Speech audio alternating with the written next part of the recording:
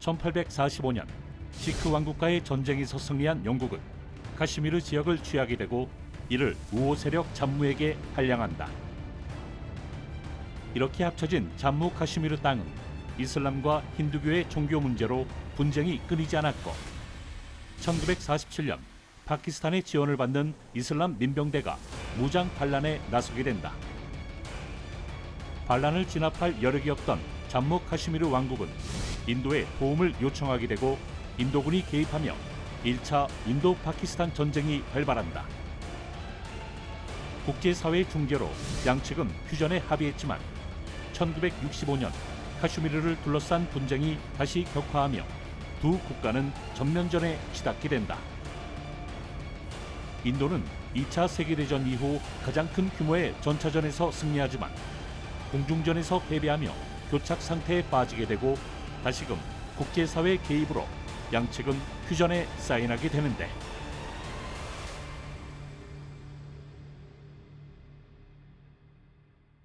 그래도 뭐 점령하는 지역이 더 많았다는 건 인도군이 승리 발표를 할 만한 구실은 되기는 하는 것 같은데 문제는 이게 참 군인들이 희생당하고 민간인들이 희생당하고 결국은 정치적으로 이용하는 것 같다라는 생각이 드는 게 결국 아무것도 얻은 게 양측이 없었잖아요. 그냥 아무것도 얻은 게 없다는 거는 이 영토라는 기준으로 보면 그렇고 네. 이 전쟁이 왜 나냐면 인도나 파키스탄이나 아까 말한 영토를 잃어버렸다거나 네. 국가적 자존심이 꺾였다고 했을 때 이게 그 내부 정치를 극렬하게 흔들어 버린다고요. 왜냐하면 국민들의 감정에서 이것만큼 통일성을 가져오는 게 없어요. 66년 1월에 이제 타스켄트 이 협정이 내니까 양쪽 국민이 다 반발하는 거예요. 왜요? 언론 보도에 다 자기가 이겼다고 나왔거든. 그래서 이 차 올랐는데 협정 이상하게 나오잖아요. 네. 그럼 이 비난이 어디로 오겠어요?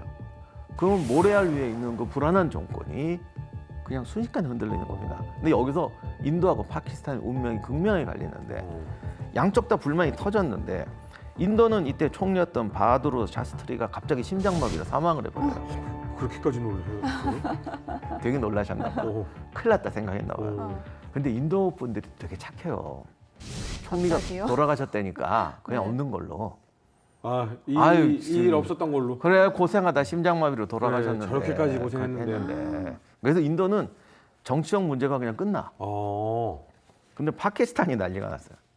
왜요? 땅도 돌려받았는데. 전쟁을 이겼는데 얻은 게 별로 없잖아요. 아. 왜 다 이겨놓고 양보하느냐. 어. 그랬더니 시위가 나고 학생이 또 경찰총에 맞아 죽고 이런 사건이 벌어지고 그러니 이제 대통령이 이제 솔직하게 얘기를 하는 거야. 사실 그게 아니고 그동안은 전시 때문에 그래 우리 별로 이기지 못했어. 그랬더니 또 국민들이 안 믿어요. 안 믿어. 그리고 이때 이제 이럴 때는 야당 지도자나 좀 이런 사람이 동조를 해줘야 되는데 당시 외무장관이었던 알리 부토가 대통령 말에 동의를 안 해주는 거예요. 그러니 국민들은 대통령이 거짓말하고 부토가 맞다. 혹시 파키스탄 정치사 아시는 분은 기억할지 모르겠지만 이 부토가 굉장히 오래 하거든요. 그래서 이렇게 돼서 부토가 파키스탄 대통령으로 집권하게 됩니다. 그러려고 동의 안 했네. 어쩔 수 없었던 게 물론 전쟁이란 특수 상황에서 사기를 위해서 국민들에게 어느 정도 부정확한 네, 정보를 네. 전달할 수는 있는데 그 치완다 전투나 그 전의 전투에서도 파키스탄은 지속적으로 언론에 뭐라고 선전을 했냐 하면 우리가 공격을 해서 인도군이 진격을 하는 그 길이 인도 전차의 무덤이 됐다. 이러면서 국민들이 알고 있는 것과 현실의 차이가 생기는 거죠. 그 와중에 또 정치인들은 자신들의 이득을 얻기 위해서 이용을 하는 거예요. 그러니까 오래전 일이지만 이것 때문에 정권이 바뀌잖아요. 이거를 인도 파키스탄 분들은 다 아는 거죠. 그러니까 이번 같은 사건이 생겼을 때 잘못 대응하면 순식간에 정권이 바뀐다.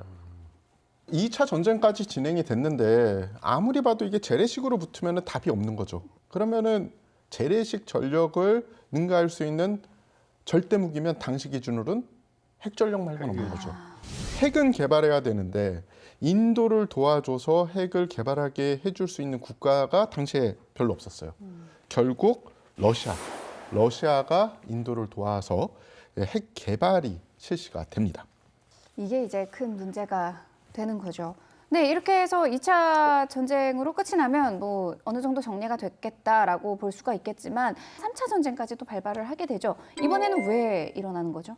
3차 전쟁은 약간 이 다른 양상이다라고 말씀드릴 수 있어요. 물론 인도 파키스탄 전쟁인 거는 맞아요. 사실입니다. 네. 방글라데시 독립 전쟁이 3차 인도 파키스탄 전쟁의 다른 이름이에요. 아. 어떻게 보면 더 정확한 이름이죠.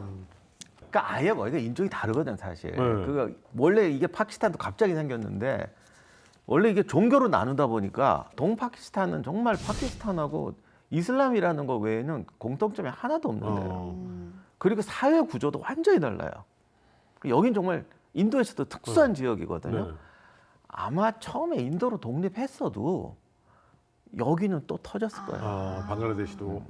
근데 여기까지는 이해가 간단 말이죠. 왜냐면 네. 방글라데시의 이해관계가 완전 다르니까. 그렇죠. 그리고 인도도 당연히 난 파키스탄 미워. 난 쟤네가 독립하는 게 좋아. 당연히 이해관계가 맞아요.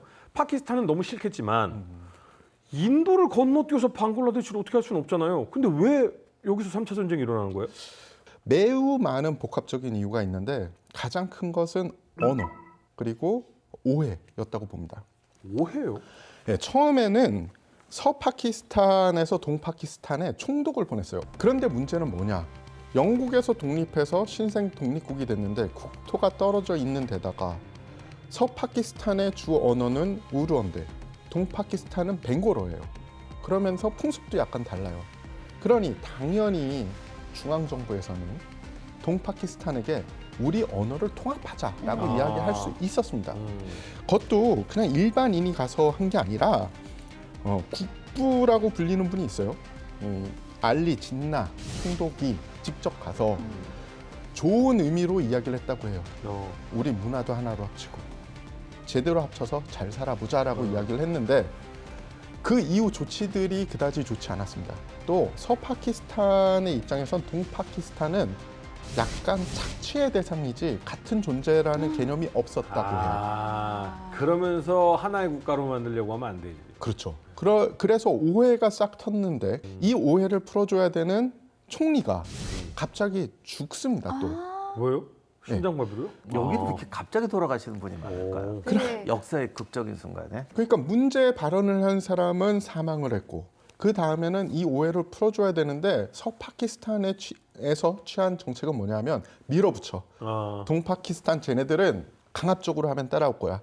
벵고로 금지. 그리고 벵골어로 만들어진 유명한 문학 작품 다 금지. 아. 근데 영국 식민 통치보다 더 심하게 했잖아요. 그러니까요. 그럼 우리가 흔히 생각하기에는 벵고로가 별거 아닌 것 같지만 사실은 벵고로로 노벨 문학상이 나올 정도로 이 동파키스탄 지역에서는 그냥 우리의 원래 언어였던 거죠. 그러니까 갑자기 우리한테 국어 쓰지 마. 국어 쓰면 너 맞아. 이렇게 우리는 되는 그런 기억이 있기 때문에 우리 옛날에 그쪽 내선 분노를 이렇게 이해하죠. 하는 거랑 똑같은 네. 거죠. 그런데 여기에 엎친 데 덮친 격으로 또 하나의 사건이 벌어집니다. 1970년 11월 12일에 동파키스탄 지역에 초대형 태풍 불라가 강타를 합니다. 이 자연재해인데 어느 정도 규모였느냐? 사망한 사람이 무려 50만 명에 달해요. 예? 그래서 이런 50만 명. 어마어마한 이 자연재해가 벌어졌는데 그러면은 그동안 조금 미흡했었더라도 서파키스탄 즉 중앙 파키스탄 정부에서 잘 지원을 해야 되잖아요. 그렇죠, 같은 나라니까. 근데 이들이 지원을 미온적으로 해요. 뭐 거기에는 여러 가지 이유가 있었어요. 당시 파키스탄 경제도 조금 문제였고. 근데 제대로 뭐 마음을 보여준다든지 아니면 이유를 얘기해 줬으면 되는데 계속 인도 핑계를 댑니다. 인도가 영공을 안 열어줘서 우리 항공기가 갈 수가 없어. 못 가서 지원을 못했다. 근데 나중에 인도가 아니 우린 그런 얘기를 들어본 적이 없어. 그러니까 점점 마음은 갈라질 수밖에 없는 거죠. 여기에 또 하나 사건이 터져요. 1970년 민정 이양을 목표로 치러진 총선에서 동파키스탄의 완전 자치를 주장하는 이와미 연맹이 일당이 됩니다. 아, 예. 그러면 당연히 뭐 내부에서. 국회 개원하고 제대로 돌아가야 되는데 다른 당들이 국회 개원을 일방적으로 연기를 해요. 그래서 정치가 파행이 됩니다. 아니 어떻게 그 서파키스탄의 지원을 받았겠죠. 뭐 그렇다고 볼 수 있죠. 네. 그래서 동파키스탄 민중들이 불복종 운동을 전개를 해요. 그러자 파키스탄 정부는 이들을 거의 학살로 진압을 합니다. 안 돼요. 이 작전을 주도한 파르만 소장은 어떤 이야기를 했냐면 방글라데시를 피로 물들이겠다라는 이야기를 실제로 해요. 이런 살벌한 발언을 하고 작전이 진행이 됐습니다. 하루 뒤인 3월 26일 오전 0시 30분 이아미 연맹의 지도자라고 할 수 있는 라흐만이 정식으로 우리 방글라데시는 독립을 했다라고 선언을 합니다. 하지만 3일 뒤에 라흐만은 체포돼서 서파키스탄으로 압송이 돼요. 하지만 동파키스탄에서는 압송된 라흐만을 대통령으로 하는 방글라데시 정부의 정식 출범을 알려요. 즉 니네들이 우리 지도자를 잡아가든 말든 우리는 상관없어. 그냥 우리는 방글라데시로 독립할 거야. 라고 정식 발표를 한과 동시에 동파키스탄 출신 군인, 경찰로 이루어진 묵티바히니라는 조직을 만드는데 이들이 한국말로 번역을 하면 자유군이라는 거예요. 이제는 불복종 운동 이런 거 말고 무장 투쟁을 하겠다라고 일어서게 된 겁니다. 당연히 파키스탄 중앙정부에선 그래 그럼 우리는 더 강하게 나갈 거야 라고 하면서 전역에서 수많은 학살이 발생하게 됩니다. 그러니까 아무래도 군사적인 힘을 키우지 못한 민중이기 때문에 독립군이라고는 해도 힘이 없었을 텐데 저희가 방글라데시 독립전쟁이라고도 하지만 사실은 인도 파키스탄 3차 전쟁이거든요. 분명히 인도가 뭔가를 했기 때문이죠. 1971년 12월 3일 인도가 개입을 하게 돼요. 그러면서 우리가 아는 3차 인도 파키스탄 전쟁이 발발을 하게 됩니다. 12월 3일에 파키스탄 공군이 선제 공격을 합니다. 예. 징기스칸 작전을 발동을 해서 인도 공군의 전략적인 거점에 대해서 폭격을 하게 되는데 그렇게 심대한 피해를 주지 못합니다. 근데 무굴 제국의 후예라는 겁니까? 왜 징기스칸 작전이에요? 원래 무굴 제국이 무굴이란 뜻이 몽골이란 뜻이에요. 네. 그러니까 징기스칸의 후예라고 파키스탄이 자기들은 티모르의 후예라고 그러잖아. 그러니까 무굴 제국이 몽골 제국이란 뜻이라니까. 그래서 먼저 선제 공격을 당한 인도도 참을 수 없죠. 바로 다음 날인 12월 4일 인도 공군이 반격을 개시해서 디카 상공에서 공중전이 발발을 하게 됩니다. 인도 공군은 10개 이상의 기체가 상실이 되게 됩니다. 하지만 제공권 자체는 인도 공군이 이 전투 이후에 가져가게 돼요. 물량이 많으니까. 12월 4일 밤에 출항한 인도 해군 소속의 고속정들이 5일 새벽에 파키스탄 군함 카라치항을 기습 공격을 하게 됩니다. 그래서 항내에 있었던 구축함, 소해함, 유조선 그리고 유류 저장소를 공격하게 돼요. 파키스탄 해군 역시 가만히 있지 않았습니다. 프랑스제 다프네급 잠수함 한 고르를 출동시켜서 인도 해군 14형 호위함 쿠크리를 격침을 하게 됩니다. 인도 해군 승조원 194명이 전사하는 당시 인도 해군의 가장 큰 피해가 발생을 하게 돼요. 인도 해군의 자랑인 항공모함 비크란트가 이끄는 항모 전단을 전개를 해서 동파키스탄 해안에 있던 파키스탄군의 군사 거점을 폭격을 하면서 동파키스탄 내에서 활동하던 파키스탄 군을 거의 마비시키게 됩니다. 파키스탄 해군도 자신이 가지고 있는 잠수함 전력을 이용해서 이에 대응하려고 해요. 그 중에 가장 유명한 게 파키스탄 해군의 텐츠급 잠수함 가지인데요. 이 잠수함은 기뢰를 부설하려고 했다라고 하지만 무슨 이유인지 알 수 없는 이유에서 유폭을 해서 침몰하게 됩니다. 뱃속에 있던 기뢰가 터져서요? 그러니까 잠수함 자체가 기뢰를 부설하는 임무를 수행하던 중에 유폭에 대해서 침몰하는데 그러니까 기뢰 터진 걸 가능성이 제일 높죠. 정확한 이야기는 아무도 몰라요. 그래서 서로 양측에서 그 잠수함에 대해서 영화 같은 것을 많이 만들었는데 내용이 너무 상반됩니다. 공군과 해군이 이렇게 숨가쁘게 진행되는 와중에 지상전 역시 벌어집니다. 인도군은 12월 8일과 14일에 트루룩 전투를 통해서 파키스탄령 길기트 발리스탄의 동남쪽 국경마을 트루둑을 점령을 하게 됩니다. 트루둑은 한번 인도에게 뺏기면 다시 돌려받기가 좀 애매한 곳이었어요. 게다가 시아첸 빙하의 남쪽 외곽에 해당하기 때문에 파키스탄 입장에서는 매우 뼈아픈 손실이었습니다. 그렇게 동부와 서부에서 인도 파키스탄의 2주간의 전쟁이 진행이 되게 된 끝에 1971년 12월 16일 파키스탄군 지도부가 전략적으로 밀리니까 항복 문서에 서명을 하게 됩니다. 오. 근데 이거는 파키스탄이 잘한 거예요. 만약에 일단 절대 이길 수 없는 전쟁이에요. 그리고 같은 나라도 아니잖아요. 완전히 다르고 그리고 만약에 그런 식으로 방글라데시를 계속 통치했으면 국제 여론도 안 좋게 가면서 그렇게 되면 캐시미르라든가 이런 분쟁에서도 파키스탄이 아니 방글라데시 가서 그렇게 언어도 부순다 뭐 그런데 캐시미르나 이쪽에서 이게 누가 용납을 해주겠어요. 그렇죠. 가뜩이나 국제 여론도 국제 여론이라는 게 다 인도 편들잖아요. 그렇죠. 그런데 파키스탄이 그런 짓 하면 계속 몰리게 되고 완전히 캐시미르도 뺏길 수도 있습니다.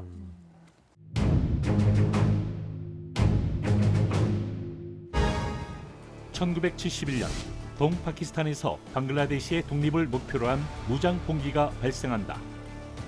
이후 파키스탄과 앙숙 관계였던 인도가 개입하면서 제3차 인도-파키스탄 전쟁으로 확대된다. 인도군의 지원을 토대로 방글라데시 독립군은 파키스탄군을 상대로 전략적인 우위를 차지하게 되고 결국 12월 16일 방글라데시의 독립과 함께 제3차 인도-파키스탄 전쟁은 인도의 승리로 마무리된다. 이렇게 됨으로써 3차 전쟁은 인도군이 파키스탄군을 제압하면서 끝이 납니다. 그러면서 방글라데시는 자연스럽게 독립이 되고요. 여기서 끝났습니다. 하면 참 좋겠지만 그렇죠. 지금까지도 계속 이어지고 있잖아요. 맞습니다. 네. 여기서 또 문제가 또 선거예요. 선거요? 예. 1987년에 인도가 통치한 카슈미르 지역에 지방선거가 있었어요. 네. 잠무 카슈미르 국민회의의 당수 파룩 압둘라에게 유리하게 선거가 진행이 됐습니다. 근데 이게 조작됐다라는 많은 의견과 일부 물증이 나왔어요. 아, 물증도 나왔어요? 예. 오. 그래서 이로 인해서 대중의 분노를 살 수밖에 없었죠. 그리고 이 유리하게 됐던 파룩 압둘라는 유명한 친인도계 정치인이었습니다. 그 사건을 발단으로 해서 이후에 카슈미르에서 단체들의 무장 봉기가 급격하게 증가하게 됩니다. 즉 파키스탄의 지원을 받는 무장 세력도 있었고 지원을 안 받는 무장 세력도 봉기를 하기 시작을 한 거죠.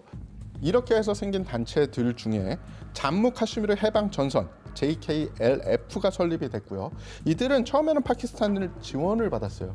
근데 또 재미난 게 그 이후에는 파키스탄하고 결별을 해요. 그러면서 자기네들 독자적인 카슈미르 독립을 추진합니다. 1999년 파키스탄 군인들과 카슈미르 무장 세력이 인도가 통치하는 히말라야 지역의 여러 인도 군의 거점을 점령을 하면서 10주 동안 보복 전투와 공습이 벌어지게 됩니다. 이때 당시에 양측이 주장하는 피해자, 그러니까 사상자의 숫자가 1000명을 넘습니다. 그 사실 안 그래도 그 지역에 불만을 가지고 있는 사람들이 있는데 친인도계 인사가 부정한 방법으로 권력을 찾으려고 했다. 야, 이러다가는 우리는 평생 독립 못하고 지배를 받겠구나. 이런 생각이 들어서 그렇게 했겠지만 이 때문에 이러한 분쟁으로 수천 명이 사실 90년대에 희생을 하게 됩니다. 2000년대에도 계속 충돌은 일어나잖아요. 그러니까 이렇게 분쟁 지역이 되고 이해관계가 갈리면 이제 무장 투쟁이 생기고 하는데 그러다 보면은 무장 단체가 가끔 진짜 그냥 직업적 무장 단체로 전락하는 경우도 있어요. 과거에 IRS도 그랬고 일본 적군파도 그랬고 마이노프도 그랬고 뭐 그러다 보니까 이제 소수 떨어지게 되고 이들이 극렬 테러를 저지르게 되는데 2000년대 이제 가장 유명한 테러 문바이 테러 사건. 제가 사실 그걸 모르고 그 문바이 앞에 타지마할 호텔 앞에 갔었거든요. 그냥 가서 보니까 뭐 예쁜 카페도 있고 이렇게 걸어가다 보면 호텔이 있으면 이렇게 걷고 싶은 길이 있잖아요. 네. 여기 카페 분위기 좋은데 들어가 볼까 막 이랬던 데가 있어요. 나중에 보니까 거기였다. 그 동선 따라 다 그냥 카페에다 수류탄 던지고 그랬는데 제일 사람이 많은 동선이니까. 그러니까 딱 그 앉고 네. 싶은데 그런 데로 다 했더라고요. 그래서 우리가 완전히 테러 코스로 갔네. 뭐 이런 적도 있었는데 그런 게 충격이 엄청났죠. 우리 하여간 뭐 이렇게 되니까 카시미르 문제가 이게 파키스탄이나 인도 정부나 또 다른 문제가 된 거예요. 이렇게 되면 이게 이제는 국내의 어떤 정치 불만 세력들하고 연결을 독립이나 이런 게 아니에요. 그러다 보면은 그야말로 정치적 혼란과 사회 혼란을 가져올 수 있는 게 된다. 그러다 보니까 인도 정부가 카시미르 자치권을 박탈해 버립니다. 사실 선택해서는 안 되는 선택을 자꾸 하니까 결국은 자치권까지 이렇게 되었는데 이게 이렇게 되면 약간 느낌상 가자지구의 어떤 이 토벌대를 보내는 그런 느낌처럼 이 카슈미르 지역의 사람들을 강압적으로 누르고 테러범 색출 작전 같은 거를 하는 느낌이네요. 요게 되게 중요한 포인트인데 1, 2차 파키스탄 전쟁은 파키스탄이 카시미르 주민의 봉기를 통해서 우리 땅을 되찾아와야 된다는 개념으로 시작됐단 네네. 말이에요. 이제부터는 뭐가 다르냐면 카시미르 자체에 그냥 무장 단체가 있어요. 지원을 받을 수도 있고 안 받을 수도 있는데 이들은 그냥 테러를 해요. 그러면 인도 정부에서는 이것이 과거에 파키스탄이 카시미르의 봉기를 추진해서 분리 독립을 추구하는 거라는 걸로 이해해 버리는 건데 인도 입장에서는 이게 진짜 아니냐가 안 중요한 것 같더라고요. 그냥 이게 나면 그냥 공식이고 이걸 방치했다간 우리 내부 정권이 붕괴할 수 있다 이런 식의 내용이 돼 버리는 거고 파키스탄 입장에서는 그럴 수도 있지만 우리가 아니고 이젠 쟤들이 따로 놀아라고 하는데 인도는 욱하는 상황이 벌어지게 될 수도 있는 거죠. 2019년 상황이 어느 정도 복마전이었냐 하면은 자생 조직들을 카슈미르 정부에서 제어할 수 없는 상태가 된 거예요. 그러니까 인도 정부에서 자치권 뺏어와 이렇게 됐는데 좀 전에 카슈미르 지방선거에서 불법적인 선거로 네. 유리하게 됐다는 친 인도계 정치인 파룩 압둘라 말씀드렸죠. 2019년에 자택연금을 당해요. 그러니까 그 정도입니다. 지금 전에는 우리 편이었는데 이제는 카슈미르 정치인으로 돼서 인도 정부에게 가택연금을 당하는 그런 상황이 된 겁니다. 근데 인도 정부에서는 너 때문이잖아. 이게 지금 상황이 좀 이게 너무 복잡해서 이게 정확히 누구 잘못이고 뭐가 문제다라고 말씀드리기 카시미르가 힘들어요. 누가 됐어도 곧 부정선거 얘기 나오게 돼 있어요. 이러다가 또 공중전도 한번 벌어졌었죠. 맞습니다. 근데 공중전으로 가기 전에 또 중요한 게 하나 있어요. 2019년이 어떻게 보면은 지금 오늘날 벌어지고 있는 모든 사건이 시작점이라고 볼 수 있는 게 2019년에 새로운 단체가 하나 생깁니다. 저항전선이라는 단체인데 영어의 약자로 하면 TRF입니다. 우리가 모두에서 딱 말씀드렸던 모두의 얘기 들었던 내가 이번 4월 22일 테러를 자행했다고 처음에 주장한 그 단체가 네. 2019년도에 창설된 단체고요. 그리고 그들도 그렇고 많은 인도 정치인들이 이야기하는 2019년에 자치제를 박탈하지 않았으면 오늘날 공격은 없었다. 이것도 2019년이고요. 그래서 2019년 분쟁 때에도 치열한 공중전이 벌어졌는데요. 당시 인도 군경이 공격을 당하자 당연히 인도 군은 반격을 할 수밖에 없었죠. 그래서 그들은 항공 세력을 동원해서 카슈미르의 발리콧을 폭격을 합니다. 그러자 파키스탄이 이튿날 보복 공습을 감행을 합니다. 인도 공군은 구형 미그 21 전투기 6기를 출격시켜서 반격을 갑니다. 인도는 미국이네요. 예, 당시에는 인도와 러시아가 좋은 사이에 있었고 협력 관계에 있었기 네. 때문이죠. 이를 상대한 것이 파키스탄군의 F-16 전투기였습니다. 미군을 대표하는 전투기네요. 그렇죠. 지금 그림으로는 조금 이상하지만 인도는 당시 소련, 러시아의 무기 체계를 사용을 했고 파키스탄은 F-16을 운영을 한 겁니다. 전 세계가 이 공중전을 주목했겠는데요. 맞습니다. 당연히 파키스탄 공군의 F-16이 2기의 인도 공군기를 격추하고 1기를 손실하면서 승리를 거두게 됩니다. 미그 21만 손실을 봤네요. 예, 뭐 근데 그렇다고 미그 20이라고 F-16이 붙어서 F-16이 한 대 떨어졌으면 잘한 것도 아닌데. F-16이 떨어졌어요? 예, 1기를 손실을 합니다. 가격은 그렇게 하면 비슷할 것 같다는 생각이. 그런데 격추가 됐던 인도 공군의 조종사가 비상탈출에 성공을 했는데 하필이면 파키스탄 영내에 낙하를 하게 돼서 사로잡힙니다. 그래서 인도 공군 중령인 아비난단 바르타만 중령이 이 눈이 가려진 채 압송이 되는 모습이 언론을 통해 공개가 되게 됩니다. 일단 F-16이 추락은 했지만 공군 조종사는 아무도 지금 잃지 않은 상황이었는데 일단 잡혀버렸네요. 그리고 파키스탄은 그걸 이용해서 해외 언론에 알리게 된 겁니다. 인도가 이렇게 딴 나라를 공격하고 있다. 이런 식으로. 그때 당시에 모디 총리, 지금의 모디 총리랑 같은 분이에요. 예. 그분이 뭐라고 이야기를 했냐 하면 우리에게 라팔 같은 전투기가 없어서 공중전에 패배를 했다. 아, 라는 뉘앙스의 발언을 했습니다. 라팔이 없었다는 사실에 인도는 큰 결핍감을 느끼고 있다. 만약에 라팔이 있었다면 어떤 일이 벌어졌을지 모른다라고 그때 당시에 주장을 했어요. 이러면 소련 전투기 아주 안 좋아요. 프랑스 전투기 최고 이런 느낌이네요. 약간 그 그런 건 양반이 참 그 저기 이런 게 한 게 그 당시에 우리도 그랬대. 라팔하고 F-16하고 비교하고 난리가 났을 때야. 그런데 사실 라팔이 그때 거의 못 팔아먹었잖아요. 그런데 파키스탄이 F-16을 갖고 있는 것도 미국하고 붙어 있잖아요. 네. 그러니 이때 우리는 프랑스 전투기 사겠다. 그러니까 네루가 그때부터 인도라는 자원을 가지고 양다리 작전을 해야 된다. 중간에서 다 뽑을 거 뽑아먹는 제3세계 모범을 보여줘라. 이 방법을 그대로 쓴 거예요. 그래서 라팔을 얘기한 거지. 근데 정치인은 발언을 할 때 좀 신중해야 되는 게 이번에 공중전이 벌어졌는데 하필이면 라팔이 떨어져. 라팔이 격추가 됐다라는 소식이 들리고 있어요. 파키스탄군은 염장을 지르듯이 계속 그 실증 자료들을 제공을 하는데 그게 바로 라팔 전투기 1년 번호가 부착된 이 부품과 라팔의 M88 엔진의 잔해 등을 공개를 하면서 인도에 염장을 지르고 있습니다. 자, 이번 공중전은 신두르 작전의 일환으로 펼쳐진 작전인데요. 대만 국방안전연구원의 슈샤오항 선임연구원은 파키스탄이 중국의 지원을 받아서 조기 경보 시스템, 지상 기반 레이더, 디지털 네트워크 등을 동원해서 전투를 수행했다라고 이야기를 하고 있습니다.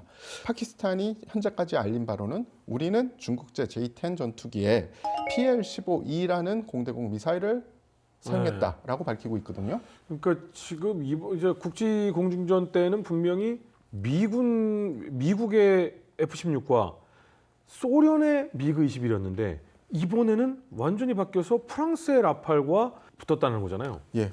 그런데 지금 제가 조금 전에 대만의 군사 전문가의 이야기를 왜 했냐면 중국의 무기가 실제 실전에서 그러니까 확실한 전과가 보이는 실전에 투입된 게 이번이 처음입니다. 한국 무기가. 그런데 프랑스의 무기보다 더 좋은 활약을 했잖아요. 네. 그렇기 때문에 대만에서도 지금 이 사태를 우리가 어떻게 봐야 되지? 이런 지금 입장이고요. 또 우리가 약간 반면 교사를 삼아야 될 점이 있습니다. 중국의 PL-15E 미사일은 사정거리가 약 150에서 200km 정도로 알려져 있어요. 공대공 미사일 중에 좀 사정거리가 긴 편인데 그 전까지는 그냥 사정거리만 길고 정확하지 않겠지라고 우리가 생각을 했는데 실전에서 써보니까 아니야, 정확도도 있나 보네라는 생각을 하게 된 거죠. 그러면 우리가 어떤 걸로 대응할 수 있는지 우리 무기 체계를 살펴봐야 되잖아요. 우리 공군이 가지고 있는 공대공 미사일은 대부분 중국의 PL-15보다 사정거리가 짧아요. 가장 길다고 하는 미사일이 암람 미사일 정도 되는데 암람 미사일조차 100km 정도입니다. 북한이 같은 무기 체계를 입수해서 우리에게 투사를 했다라고 하면 그리고 지금처럼 VBL 그러니까 원거리 교전이 벌어졌을 경우에 우리가 대응할 수 있는 수단이 없는 겁니다. 그러면 지금 파키스탄이 사용한 미사일이 파키스탄이 어떤 공군기를 활용했는지는 아직 밝혀진 바 없지만 그 공군기에서 발사된 미사일이 중국제이고 이것의 사거리는 지금 우리 모든 공군이 갖고 있는 미사일보다 길다라는 뜻인 거예요? 그렇죠. 현재 우리가 전력화하고 있는 개발하는 거 말고 전력화하고 있는 미사일보다 긴데 정확하게 파키스탄군 발표가 존재하지는 않지만 거의 90% 이상 중국의 J-10C 계열 기체 이미 분명한 게 PL-15E 미사일을 인티한 그러니까 통합한 기체가 F-16이 될 수는 없다라는 이야기가 있죠. 왜냐하면 미국에서 그렇죠. 인정해줘야 되는데 네네네. 미국이 중국제 미사일을 달릴 인티하는 리가 데를 인정해주고 그걸 심지어 전투에 투입할 수 있게 해주진 않겠죠. 저는 인도 이 라팔 전투기가 파키스탄 이 영공 쪽으로 가면서 지대공 레이더나 미사일이 작동을 했지 않았을까라는 생각을 해봤었는데 그게 아니라 아예 고고도에 떠 있는 파키스탄 전투기가 공대공 미사일로 격추를 시켰다라고 하니 이거는 저희도 굉장히 심각하게 받아들여야 되겠네요. 그리고 많은 분들이 공중전이라 그러면 기체 싸움 또는 조종사 실력 싸움이라고 생각하는데 공중전이야말로 전술이 굉장히 중요해요. 아무리 지금 제트 전투기가 좋고 어쩌고 해도 특히 고공에서 먼저 자리 잡아서 공격하는 거는 어마어마하게 유리합니다. 그래서 왜 옛날에 2차 세계대전 때 그 영국 항공전도 영국 애들이 레이더를 기다리고 있다 이기는 거지 그냥 1대1로 스포츠처럼 붙는 게 아니거든요. 인도군 하는 거 봐서는 전술에서 밀렸을 가능성 상당히 높고 그리고 이게 제한이 있잖아요. 파키스탄 영공으로 들어가지 말고 이런 식으로 하라 그러면 사전에 그런 게 준비가 돼 있었는지 잘 모르겠는데 그런 거 준비 없이 비행하다 보면 무슨 일이 반드시 터집니다. 그러니까 확실한 전훈이 나오지 않은 상태이기 때문에 저희가 뭐 섣불리 추정하기는 약간 힘들지만 공중전 자체 현재까지 알려져 있는 오픈소스로 알려져 있는 것을 보면 양측 전투기 100여 대에서 120여 대가 동원된 1시간가량의 전투예요. 그러니까 어떻게 보면 2차 세계대전 이후에 가장 큰 공중전으로 기록될 전망이고요. 현재 인도 공군은 라파를 36기, 러시아의 Su-30 MKI를 260여 기, 그리고 미그 29 전투기 65기를 운용 중에 있고요. 반면 파키스탄은 중국 전투기 J-10C와 JF-17을 주력으로 삼고 있습니다. 뭐 이거는 좀 수치적인 거지만 라팔의 대당 가격이 4천억 정도 된다고 합니다. 근데 중국산 J-10 전투기는 대당 약 500억 정도 돼요. 그러니까 이것도 또 많은 이야기가 나오고 있는데 아까 박사님이 말씀하신 것처럼 전술적인 문제가 있다라는 거는 심지어 파키스탄군 관계자가 얼마 전에 무슨 이야기를 했냐면 라팔이 나쁜 전투기가 아니다. 인도군이 운영해서 그렇다. 이런 이야기까지 했고요. 그런 전문가분도 상당수 있으신 것 같더라고요. 네. 그리고 우리가 살펴봐야 되는 게 당시 인도 공군은 공중전이 아니라 폭격을 하기 위한 군사작전을 한 거죠. 그렇기 때문에 무장 자체가 원거리 투사보다는 공대 지휘 무장을 장착한 기체들이 많았을 겁니다. 특히 라팔이 그 무장을 했을 가능성이 크고 반면에 파키스탄에서 요격을 하기 위해 상공에 있었던 전투기들은 대부분 다 공대공 무장을 하고 있었습니다. 왜냐하면 그들은 지상을 때릴 필요가 없었기 때문이죠. 여기서 인도 공군의 전술적인 문제점이 있다라고 지적하는 전문가들이 나오게 되는 이유가 아무리 중국제 무기에 대해서 아직 신뢰성이나 실전성이 보장되지 않았다고 하나 파키스탄이 운영하는 중국제 J-10C에 PL-15 미사일을 달면은 사정거리가 어느 정도 나오니 우리도 대응할 수 있는 미티어 같은 미사일을 달고 있는 호위 전투기가 있어야 되는데 그들을 운영을 했느냐. 만약에 운영을 안 했다면 이건 인도군의 뼈아픈 실책이 맞는 것 같다라는 이야기가 조심스럽게 나오고 있습니다. 어찌됐든 참 많은 제품들이 메이드 인 차이나로서 싸게 덤핑이 돼서 전 세계에 팔려나가는데 이제는 전투기마저 8분의 1의 가격으로 넘어가고 있다는 게 참 좀 두렵기도 하고 여기서 마지막으로 짚어보고 싶은 게 전 세계가 사실은 아우 왜 그래 싸우지 마라는 정도지만 절대 일어나서는 안 되는 게 핵입니다. 그렇죠. 게다가 양국 모두 핵을 가지고 있죠. 네. 미국에 본부를 두고 있는 군비 통제 협회에 따르면은 양측 모두 경쟁적으로 핵 전력을 발전시켜 왔고요. 2024년 기준으로 보면 인도가 약 172기의 핵 탄두를 가지고 있고 파키스탄이 약 170개의 핵 탄두를 보유하고 있다고 알려져 있습니다. 인도의 대표적인 핵 운반체를 알아보면 아그니5라는 미사일이 있습니다. 2024년 인도에서 최초로 다탄두 핵 미사일 개발에 성공했다고 알려진 바로 그 무기체계이고요. 다탄두 핵 미사일은 여러 발의 탄두가 탄두구에 장착이 돼 있는 거예요. 그러면서 재진입 단계에서 탄두들이 분산이 되면서 각자 정해진 곳으로 향하게 진행하는 방식이기 때문에 그 모든 것을 요격할 수 있는 방어 수단은 현재 아무도 가지고 있지 않은 상태입니다. 아그니5 미사일의 사정거리는 5,000km 이상이다라고 알려져 있고요. 베이징과 중국의 주요 도시 당연히 타격할 수 있습니다. 참고로 인도와 파키스탄 양국 군대가 적게 잡으면은 약 200만에서 많게 잡으면 약 500만을 단시간에 동원할 수 있다고 합니다. 그렇기 때문에 두 나라가 전면전에서 총력전으로 붙어버린다면 2차 세계대전 이후에 가장 큰 규모의 전쟁이 발발할 가능성이 있는 거죠. 네, 이렇게 해서 양측이 현재는 휴전 상태에 있지만 사실상 이 갈등을 봉합하기에는 굉장히 많은 과제가 여전히 남아 있는 듯합니다. 카슈미르 분쟁이 우리에게 주는 메시지는 단순히 먼 나라 이야기다라고 치부하기에는 굉장히 우리가 얻어야 할 교훈들이 있을 것 같습니다. 마지막으로 정리하고 끝내보도록 할까요? 근데 워낙 우리 사회하고 구조가 달라서 뭐 이렇게 직접적인 얘기하기는 참 그런데 인도하고 파키스탄 분쟁은 사실 해결책이 없어요.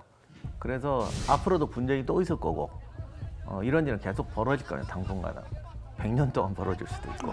근데 중요한 거는 사실 양국의 핵무장 한 데는 다른 이유도 있지만 2차, 3차 전쟁 때 항모까지 출전시키고 전면전까지 가는데 양쪽 다 전쟁에서 질 수도 없고 안 할 수도 없고 해서 이겨도 소용없고 이런 구조예요.